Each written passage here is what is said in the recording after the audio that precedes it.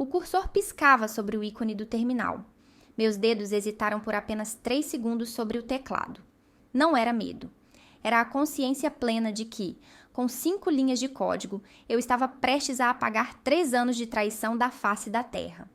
Do outro lado da cidade, naquele exato momento, Ricardo Mendonça provavelmente estava brindando champanhe no meu escritório.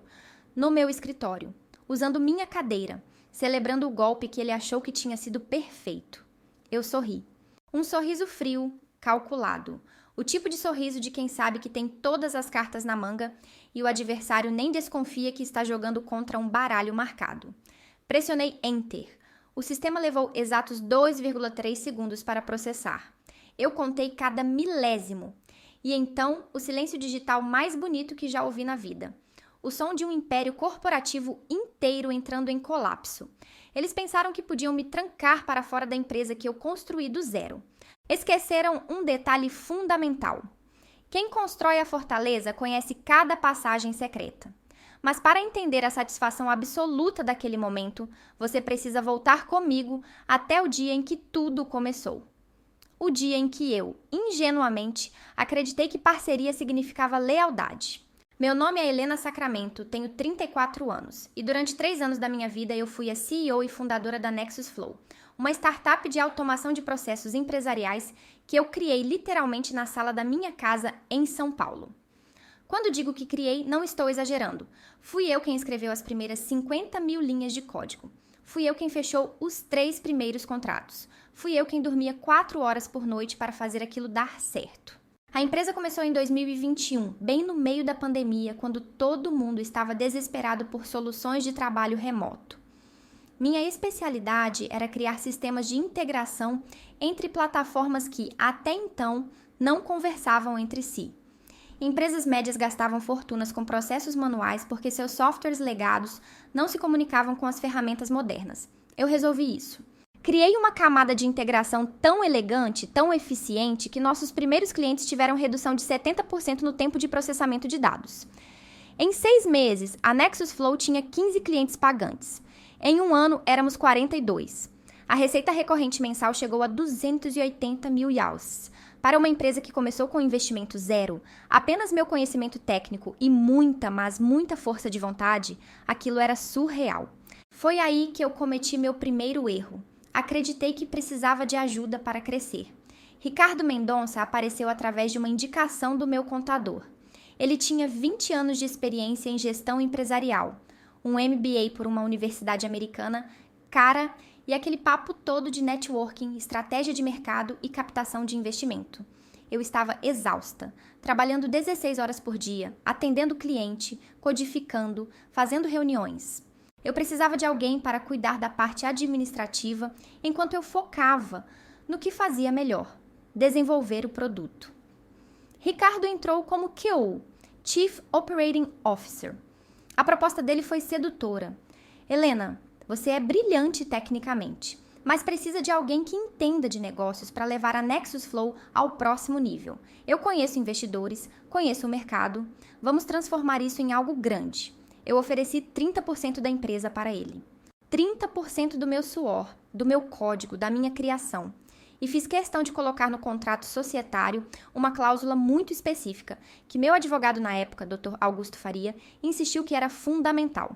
A sócia fundadora Helena Sacramento detém direitos irrevogáveis sobre toda a propriedade intelectual e código-fonte desenvolvido até a data desta assinatura, independentemente de participação societária futura. Parecia apenas burocracia legal, uma proteção padrão. Eu assinei, Ricardo assinou. Registramos tudo no cartório. Ele entrou oficialmente em março de 2022. Os primeiros 6 meses foram bons. Ricardo realmente conhecia gente. Ele trouxe 3 novos clientes corporativos grandes, uma rede de farmácias, um banco digital pequeno e uma distribuidora de alimentos. Nossa receita dobrou. Eu estava feliz, focada em desenvolver novos módulos do sistema, enquanto ele cuidava de contratos, reuniões com investidores e toda a parte comercial. Mas comecei a notar coisas estranhas lá pelo 9º mês. Ricardo estava contratando gente sem me consultar. Primeiro foi uma gerente de marketing, a Marcela Rocha, que era claramente amiga pessoal dele. Depois, um diretor financeiro, o Gustavo Pimentel, que tinha trabalhado com Ricardo em empresas anteriores. De repente, a estrutura da empresa estava mudando e eu estava sendo sistematicamente excluída das decisões operacionais.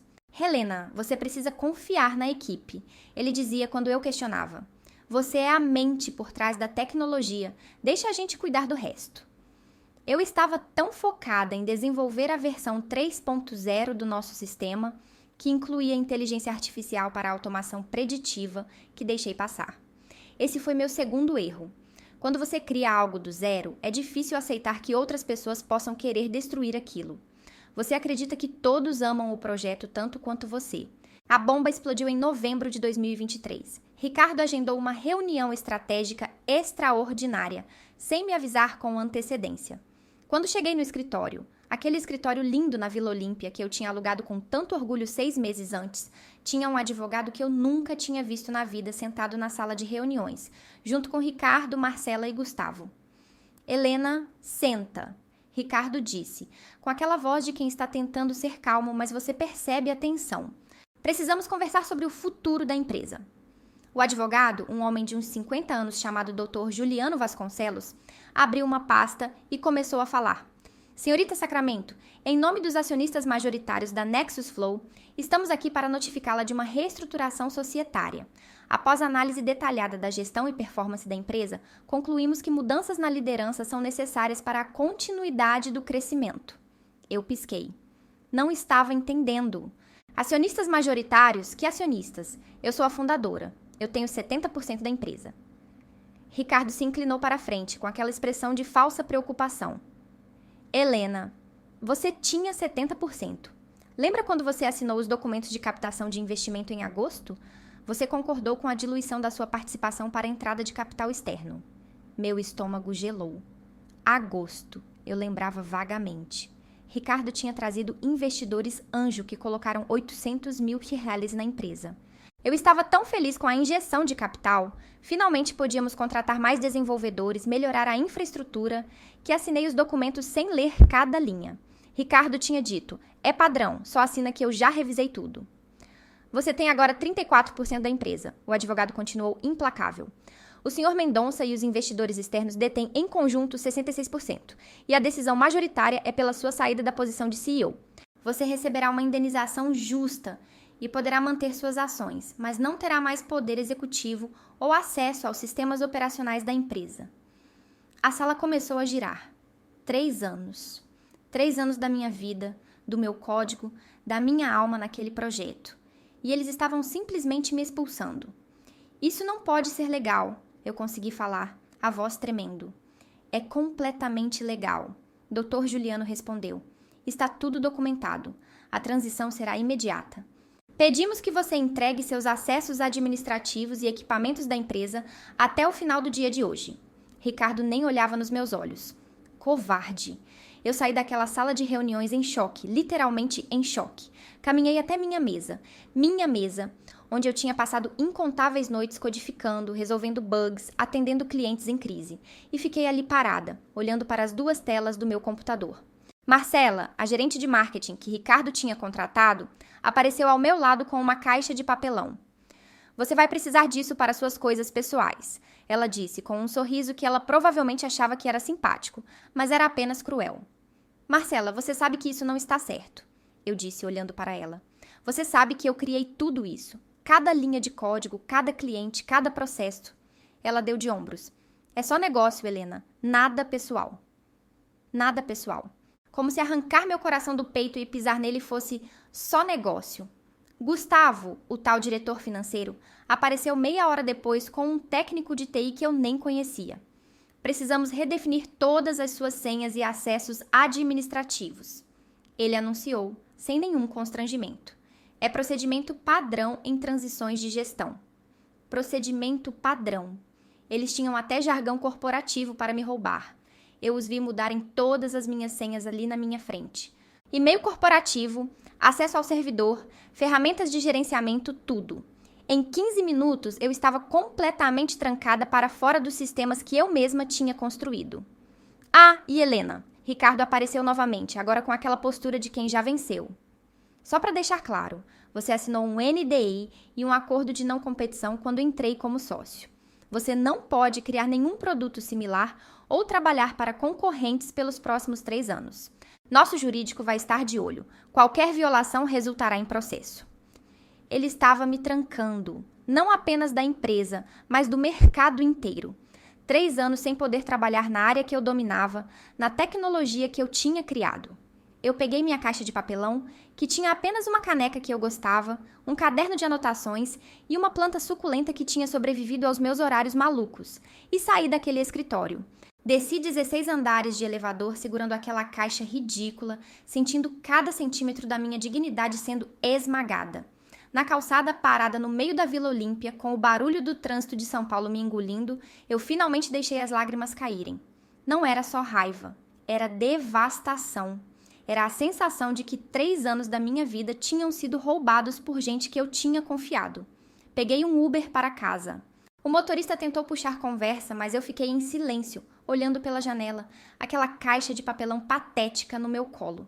Quando cheguei no meu apartamento em Pinheiros, eu simplesmente sentei no chão da sala e fiquei ali, paralisada por quase 2 horas. Meu celular tocou. Era minha mãe. Eu não atendi.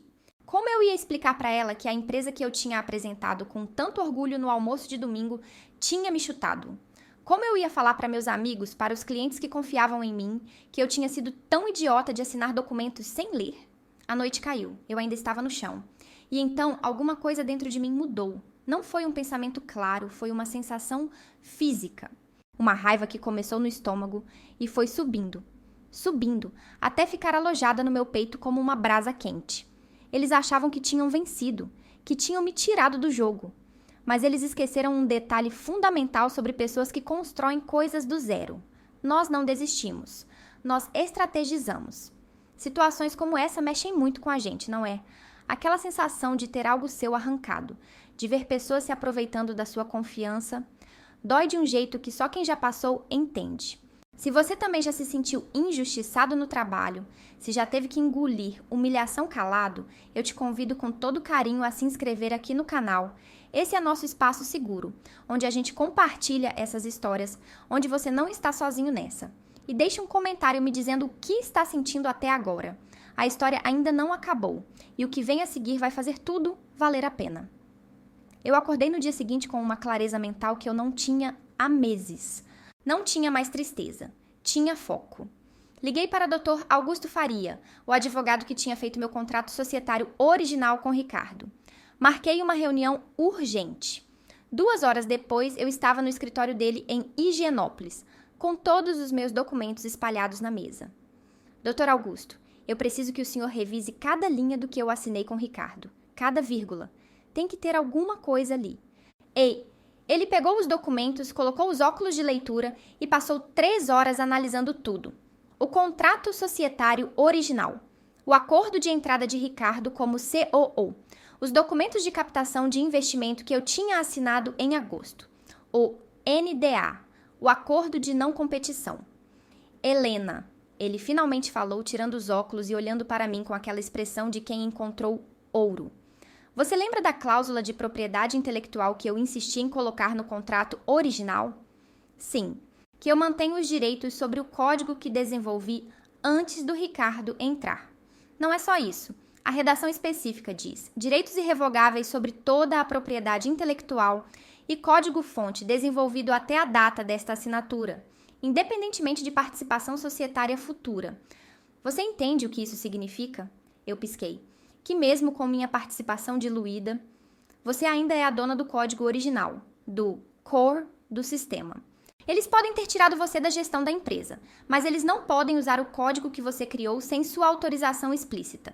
E pela forma como está redigido aqui, qualquer desenvolvimento posterior que usa sua base de código original também depende dessa autorização. Meu coração acelerou. Dr. Augusto, o sistema inteiro da Nexus Flow é baseado na arquitetura que eu criei nos primeiros 6 meses. Tudo que foi desenvolvido depois é apenas camada em cima daquela fundação. Sem aquele código original, o sistema não funciona. Ele sorriu. Aquele sorriso de advogado que sabe que tem a faca e o queijo na mão. Exatamente. E tem mais. Olha aqui nos documentos de agosto da captação de investimento. Ricardo te fez assinar uma diluição da participação societária. Mas olha o que? Não está mencionado em lugar nenhum. Transferência ou licenciamento da propriedade intelectual. Ele foi tão ganancioso, tão apressado em te tirar do comando, que esqueceu de fazer você assinar a seção dos direitos autorais do código. Eu comecei a rir, uma risada baixa, quase incrédula. Então eles têm uma empresa sem o direito legal de usar o produto?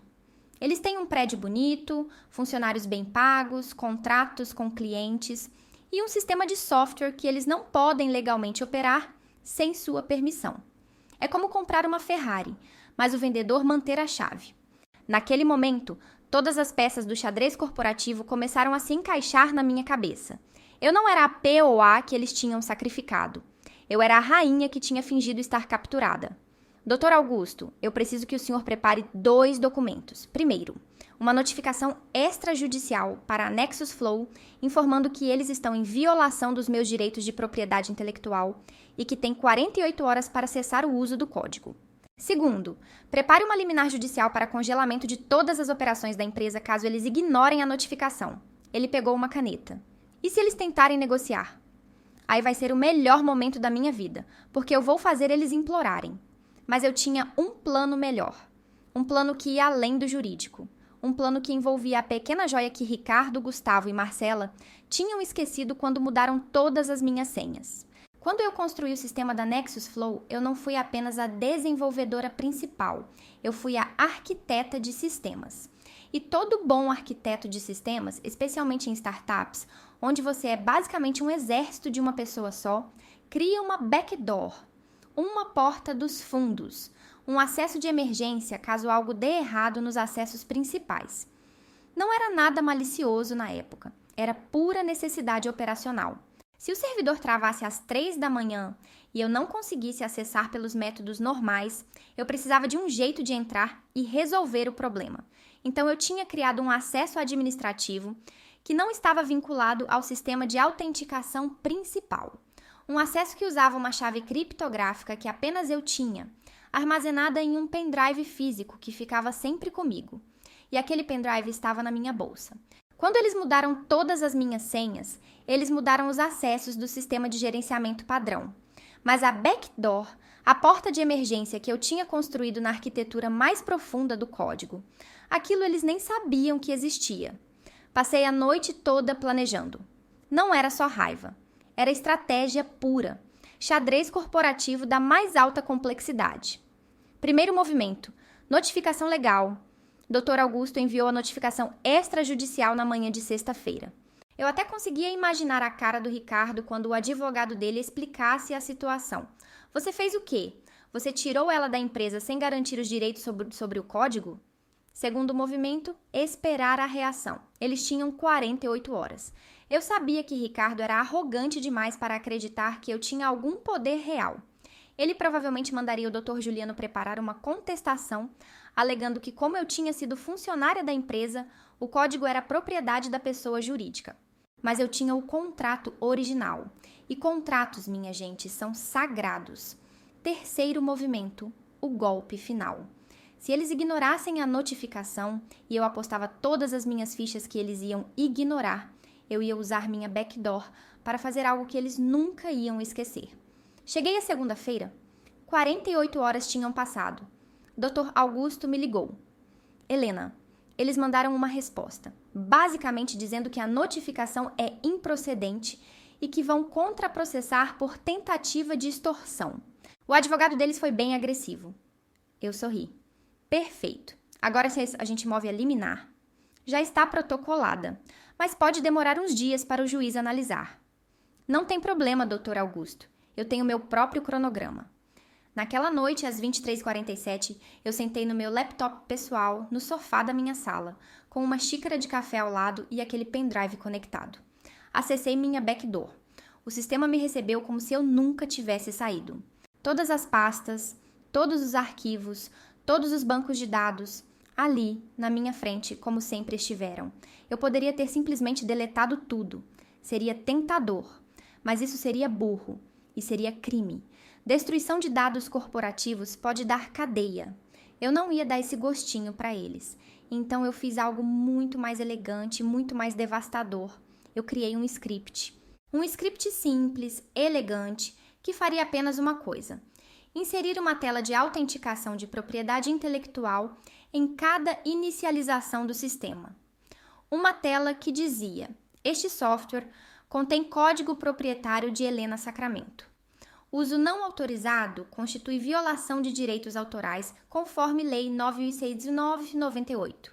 Para licenciamento, contate helena.sacramentoemail.com. E o sistema não funcionava até que alguém, ou seja, eu, inserisse uma chave de desbloqueio específica. Programei o script para ser ativado às 8h da manhã de terça-feira, horário de pico, quando todos os clientes começariam a usar o sistema para seus processos diários. Às 8h02 da terça-feira, meu telefone começou a tocar. Número desconhecido. Eu não atendi. Tocou de novo. De novo. De novo. 10 ligações em 5 minutos.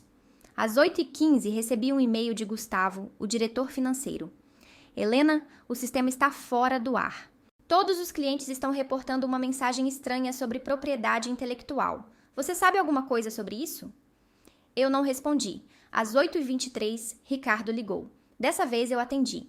Helena, o que você fez? O sistema inteiro está parado. Temos 42 clientes em pânico. Eu deixei ele gritar por uns 10 segundos antes de responder, com a voz mais calma que eu consegui. Ricardo, acho que você recebeu minha notificação extrajudicial sobre uso não autorizado de propriedade intelectual. Eu avisei.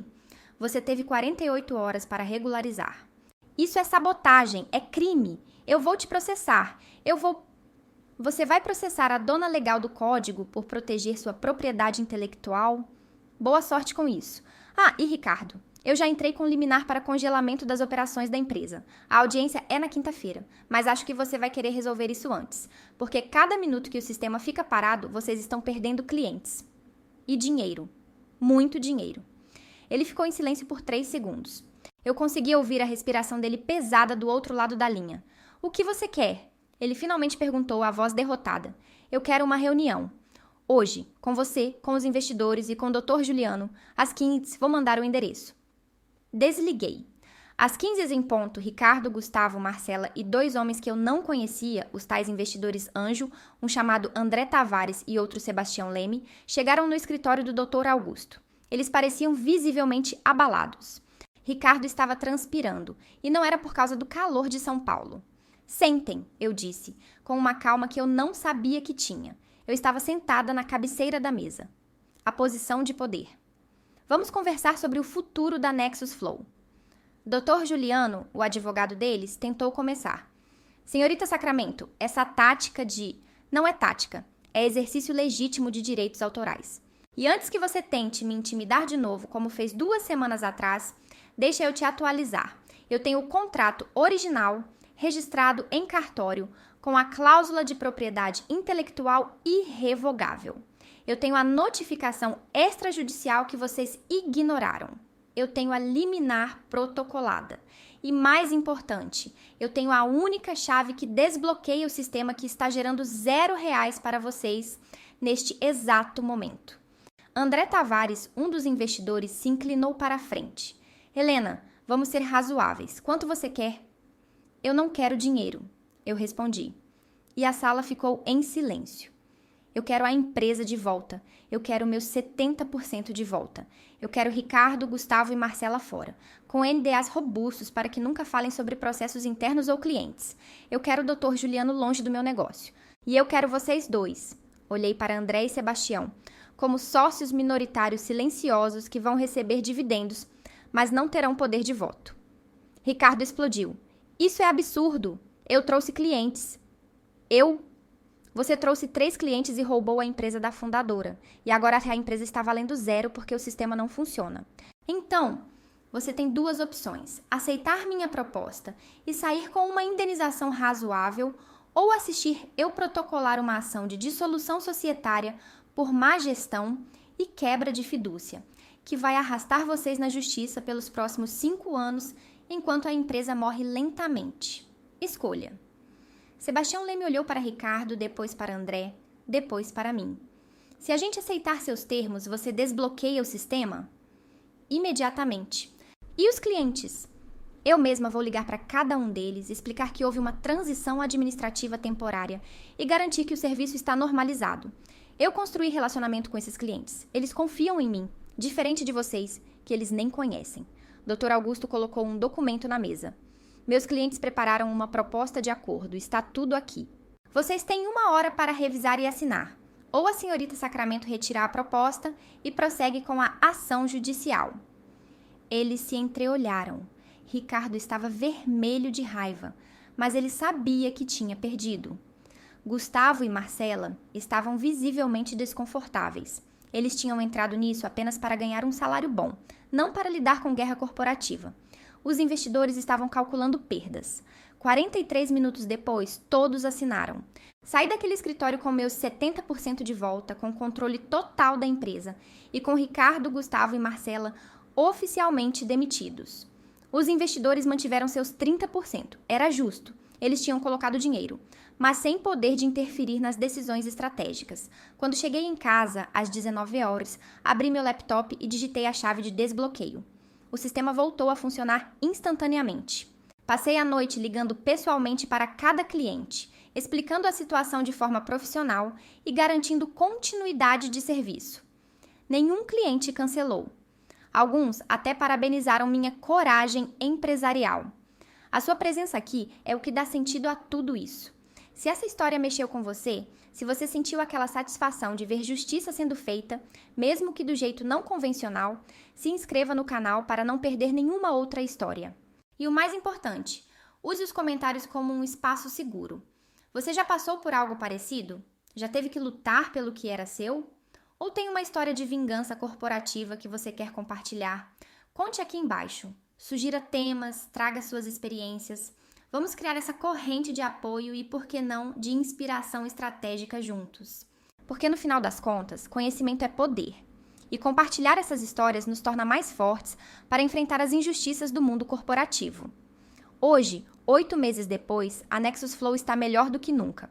Contratei uma nova equipe. Pessoas que eu escolhi pessoalmente, que compartilham dos meus valores e que entendem que uma empresa não é só sobre lucro, é sobre construir algo que importa.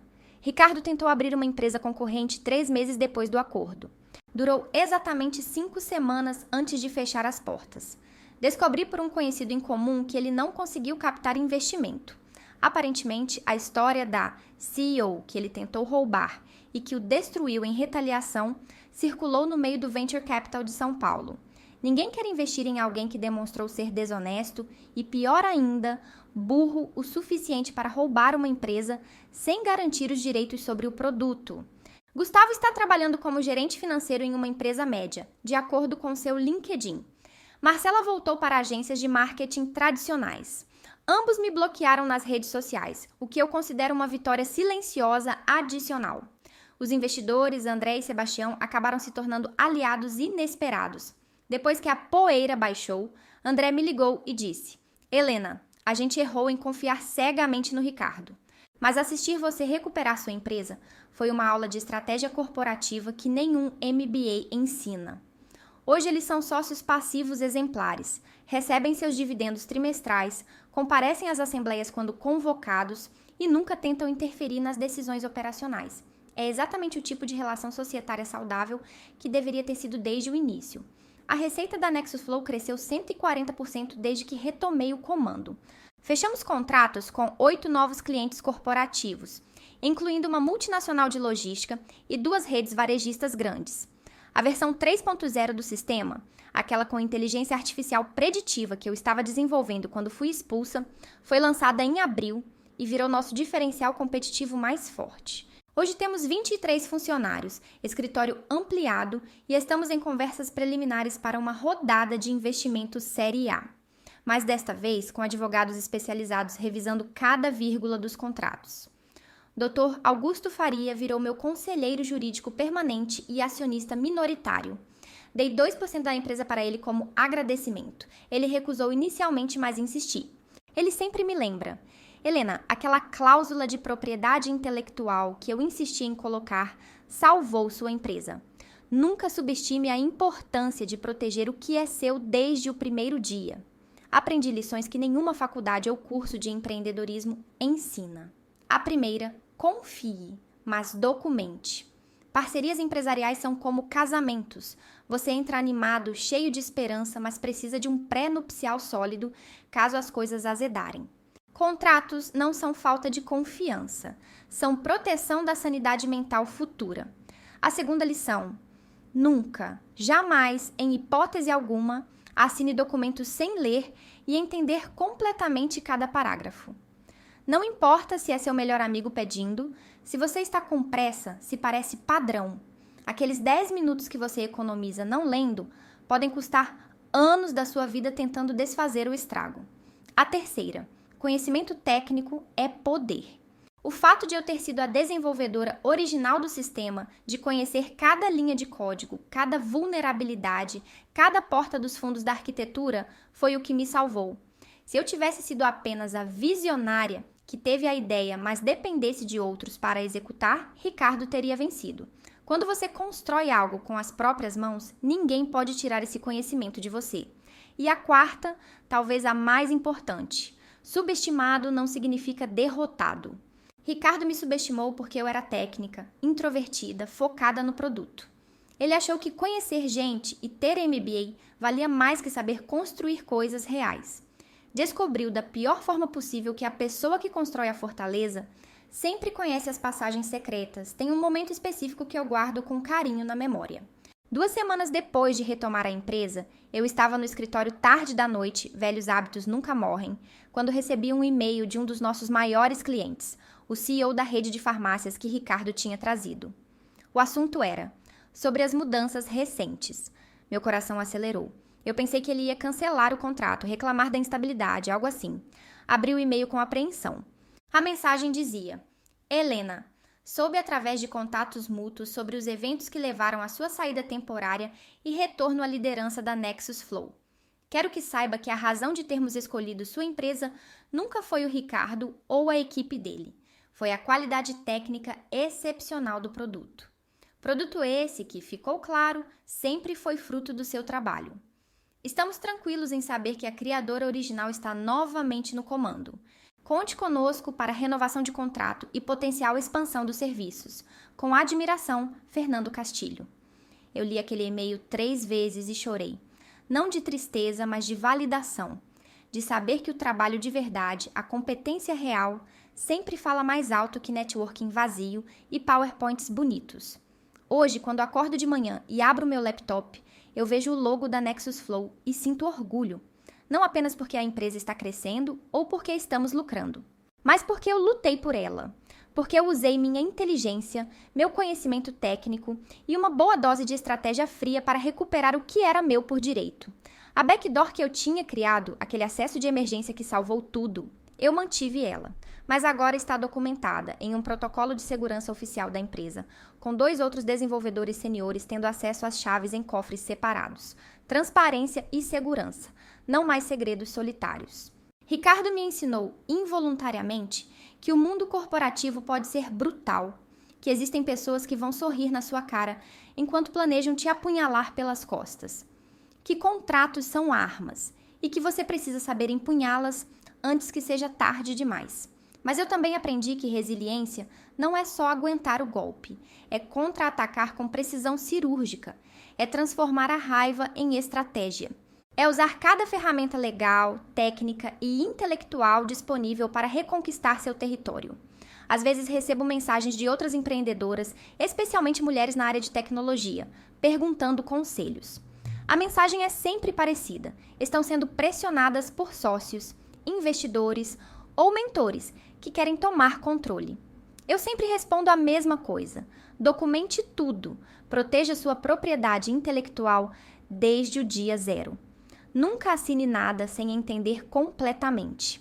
E lembre-se, você construiu isso. Você tem mais poder do que imagina, mesmo quando te fazem sentir pequena. O xadrez corporativo é um jogo longo, e quem conhece o tabuleiro por dentro sempre tem vantagem. No final das contas, a história da Nexus Flow não é sobre vingança. Bem, não é só sobre vingança. É sobre justiça. É sobre uma criadora recuperando sua criação. É sobre não aceitar passivamente quando tentam te roubar o resultado de anos de trabalho, noites sem dormir, e sacrifícios que só quem empreende conhece. É sobre provar que conhecimento técnico vale mais que lábia corporativa. Que quem constrói com as próprias mãos tem um tipo de poder que nenhum MBA pode comprar. E que subestimar a pessoa quieta, focada, técnica, pode ser o maior erro estratégico que alguém comete na vida. Ricardo aprendeu isso, do jeito mais caro e público possível. E eu? Eu aprendi que sou muito mais forte, muito mais estratégica e muito mais resiliente do que jamais imaginei ser. A Helena de 3 anos atrás, que começou a Nexus Flow na sala de casa, ficaria orgulhosa da Helena de hoje. Não só porque a empresa cresceu, mas porque ela lutou e venceu quando tudo parecia perdido. Hoje à noite, como faço toda terça-feira, vou tomar um café às 23h47. O horário exato em que executei aquele script que paralisou o sistema e virou o jogo. É meu pequeno ritual privado de celebração. Um brinde silencioso à menina que sabia programar e que, quando foi acuada, transformou o código em arma de guerra corporativa. Porque, no final das contas, eles podem tirar seu escritório, mudar suas senhas, diluir suas ações. Mas nunca podem tirar o que você carrega na cabeça. Seu conhecimento, sua capacidade, seu código. E quando você é quem construiu a fortaleza, você sempre conhece o caminho de volta.